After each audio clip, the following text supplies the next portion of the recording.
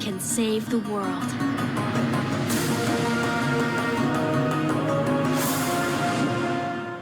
So first of all, a little bit of house cleaning before we actually get into this recap slash review of Avatar: The Last Airbender Episode 3. It's become apparent that I haven't actually reviewed slash recapped any of the Avatar episodes for quite a number of years.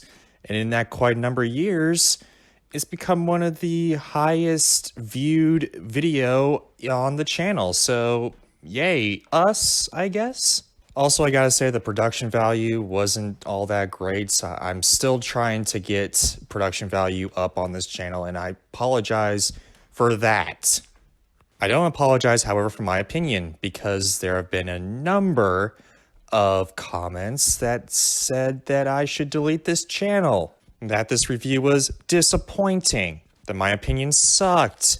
Okay, I'm going to address them right here, right now. I'm not going to try to create any drama or anything, because I hate drama, but I feel like I need to explain myself as to why I have this opinion. First of all, yes, I do believe this is an actual, real episode of Avatar: The Last Airbender. However, what I meant to say was that this is all set up for the rest of the series. Does that necessarily take away from the quality of this episode? No, not necessarily. However, if you've watched a lot of TV, more often than not, the first episode is where they set up the rest of the series. Once the series starts going, then we start to see change within the characters as they grow, as they mature, which is what Avatar, in my opinion, truly is at the end of the day. Growth with characters. You grow up with these characters throughout 3 seasons, and you learn to love them. The first episode is kind of cheating because you're a blank slate. This is where you set the groundwork for each individual character. You're a blank slate. Basically, anything that is told to you, you take. I don't know, maybe I didn't articulate it quite well enough for you guys, but that is my opinion. Yes, of course, these first 2 episodes are episodes, but once the show gets going, then you start to see real story arcs being established and maintained. You start to grow with characters. And this was a great introduction to characters, but I would rather want to see them grow and mature. I was ready to go.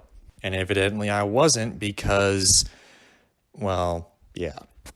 All right, there you go. That's the last time I'm going to talk about this particular thing, and hopefully you guys can stop leaving hateful comments on this one video.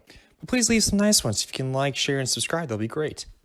Anyway, here's my episode recap and review for the Southern Air Temple. Now, many people might see this as kind of a minute episode, maybe. I mean, many people don't consider this as a bad episode, but many people don't really, get engaged with it. Like, it's not on the list of, best Avatar episodes ever. However, I personally think this is a really fantastic episode. Simply because we get to see a little bit of growth, start to see a little bit of growth with these characters and this world. Before this episode, and basically, if you don't see the intro, but these only 2 episodes, you would kind of see that the only world that inhabits this strange land is just a South Pole. With these nomads, but still, and these tribes, but still, that's basically it. Of course, you see a Fire Nation ship, but I mean, it's really nothing. Here is where you get to expand on the world. You get to go into different cultures, like the air nomads. You get to see what happened during that 100 years that Aang was sleeping. Also, it expands on a certain aspect that I think is very overlooked in this series, and that is murder. You get to hear and explain that entire civilization had been wiped out due to the Fire Nation, which is very, very risque, especially during a kids show at the time. I mean, before this, we didn't really have a whole lot of real death in cartoons or in kids shows for that matter. But here we see like a whole civilization is wiped out. A whole culture had died due to the Fire Nation. And it gives us a little bit of context as to what the Fire Nation is capable of. I mean, if they can wipe out a whole civilization of real awesome air nomads, a lot of them being experienced masters, young people that are willing to fight for the cause, what can they do to this little kid that basically only knows a little bit of air? We also get a little bit of Zuko and his backstory, which this is also one of the just great things this series does, and it kind of introduces it here, where we see a little bit of growth in Zuko and we see a little bit of growth from Aang. We see kind of a yin-yang type of thing here, where Zuko, even though he's set as the bad guy, we see him as kind of pushing himself to be the best. He knows he's not the best, but he's constantly pushing himself and trying to become the best. We also see him as having a lot of insecurities because of what's going on. He's trying to get the Avatar, but he's constantly getting bombarded by all these generals and all that, even though he's the prince. He's constantly getting shoved to the wayside for other generals' campaigns and all that, because people think that this is kind of a lost cause, basically. Aang shows that he's not necessarily just all pure of heart either.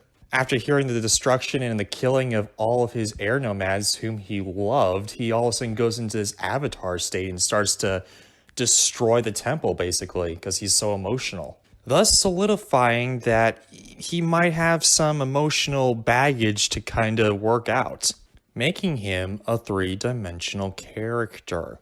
Not only something we haven't seen in a lot of kids shows, but definitely not cartoons at that time. Or cartoon kid shows, basically. Of course, Iroh and Zuko are my favorite characters, and they are pretty prominently offered up in this show and all that.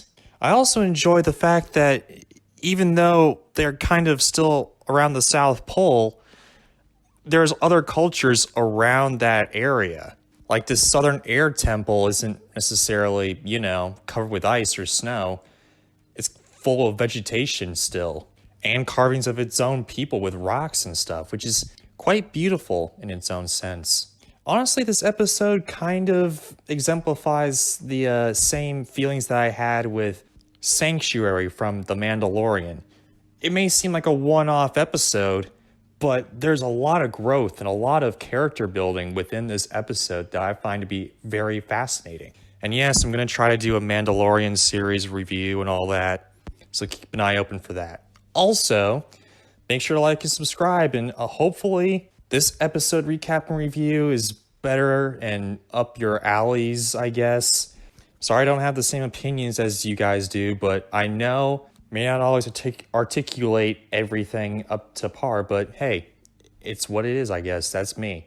All right, guys, make sure to like, subscribe, and let me know what you guys think of this episode. Do you think it has some great character building? Do you think it has some just, I don't know, a one-off type of thing that doesn't really necessarily mean a whole lot? Comment and let me know. Subscribe and ring that bell. More content coming your way, and hey, take care.